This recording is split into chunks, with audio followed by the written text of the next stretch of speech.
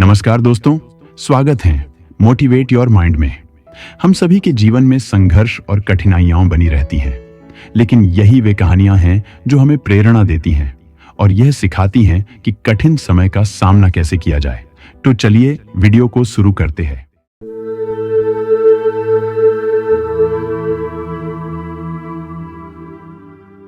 ये कहानी है एक छोटे से मछुआरे की जिसका नाम था रमेश। रमेश का घर समुद्र किनारे एक छोटे से गांव में था, जहां हर कोई अपनी रोजी रोटी के लिए समुद्र पर निर्भर था। समुद्र उनके लिए जीवन का आधार था और उसी समुद्र से रमेश की पहचान जुड़ी हुई थी। रमेश के पास एक पुरानी नाव थी जिससे वो रोज समुद्र में मछलियां पकड़ने जाता था। उसकी नाव भले ही पुरानी थी, लेकिन उसकी उम्मीदें हमेशा नई रहती थीं। हर सुबह जब वह नाव लेकर समुद्र की ओर निकलता तो उसके दिल में एक ही सोच होती, आज कुछ अच्छा होगा।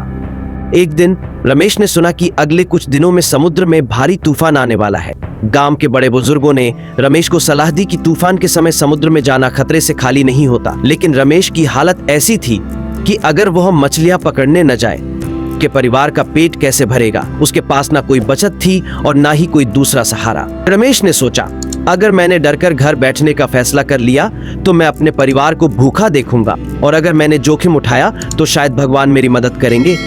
यही सोचकर उसने फैसला किया कि वह तूफान के बावजूद समुद्र में जाएगा। अगली सुबह जब आसमान में बादल घिरने लगे थे और हवाएं तेज चल रही थीं, रमेश ने अपनी नाव समेटी और समुद्र की ओर निकल पड़ा। जैसे जैसे वह आगे बढ़ता गया, लहरें और भी ऊंची होती, लेकिन रमेश के चेहरे पर न तो डर था न ही हताशा। उसने अपनी नाव को पूरी ताकत से संभाला और लहरों से जूझता रहा। जैसे ही वह समुद्र के बीचों बीच पहुंचा, अचानक एक जबरदस्त लहर आई और उसकी नाव उलटने वाली थी। एक पल के लिए ऐसा लगा कि सब कुछ खत्म हो जाएगा, लेकिन रमेश ने हिम्मत नहीं हारी। उसने अपने दिल में कहा, अगर मैं इस लहर को पार कर लूं तो मैं अपने परिवार के लिए खाने का इंतजाम कर सकूंगा। उसने नाव को सीधा करने की कोशिश की, लेकिन लहरों का जोर इतना था कि उसकी नाव पूरी तरह से बेकाबू हो गई। उस वक्त रमेश को अपनी सारी मेहनत, अपनी जिम्मेदारियां और अपने परिवार का चेहरा याद आया, बल्कि उन सभी के लिए कर रहा है जिनकी जिम्मेदारी उसके कंधों पर थी। रमेश ने फिर से पूरी ताकत लगाई और नाव को संभालने में सफल हो गया। उसने मछलियों को पकड़ने का काम शुरू किया। जब भी उसे लगता कि तूफान और तेज हो रहा है, वह एक गहरी सांस लेता और अपने दिल में यह सोचता, लहरों का संघर्ष तो जीवन का हिस्सा है। जो इन लहरों से नहीं डरता वही मछली पकड़ने में सफल होता है। कई घंटों तक समुद्र में संघर्ष करने के बाद रमेश आखिरकार मछलियां पकड़ने में कामयाब हुआ। उसकी नाव भरी हुई थी, लेकिन तूफान अभी भी जारी था।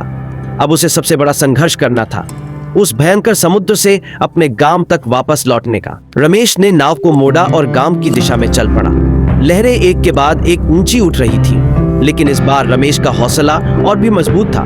उसने लहरों को अपने रास्ते का रोड़ा नहीं, बल्कि अपनी मंजिल तक पहुंचने का जरिया समझा। उसे यकीन था कि जब तक वो हार नहीं मानेगा, तब तक उसे कोई लहर नहीं रोक सकती। आखिरकार कई घंटे की मशक्कत के बाद रमेश अपनी नाव को गांव के किनारे तक पहुंचाने में सफल हो गया। जब वह किनारे पर पहुंचा तो पूरा गांव उसका इंतजार कर रहा था। लोगों ने रमेश की हिम्मत की तारीफ की और उसकी मेहनत को सराहा। रमेश ने एक बात अपने जीवन से सीखी, लहरों का संघर्ष हमें यह सिखाता है कि जीवन में हर संघर्ष से कुछ न कुछ हासिल होता है, चाहे परिस्थितियां कितनी भी मुश्किल क्यों न हो। अगर हम अपने हौसले और मेहनत से डटे रहें तो हम हर तूफान को पार कर सकते हैं। उस दिन से रमेश की जिंदगी बदल गई। अब वह सिर्फ मछुआरा नहीं, बल्कि पूरे गांव के लिए एक प्रेरणा बन गया।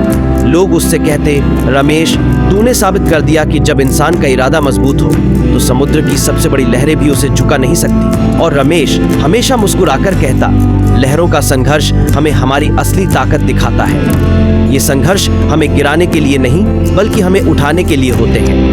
अगर हम इनसे डरकर बैठ जाएं, तो हम कभी अपने सपनों तक नहीं पहुंच सकते। इस कहानी का संदेश यही है, जीवन में संघर्ष चाहे जितने भी बड़े हों, हमें उनसे डरकर भागने की बजाय उनका सामना करना चाहिए, क्योंकि असली सफलता उसी में है जो लहरों से पार उसी में करते हुए आगे बढ़ता है।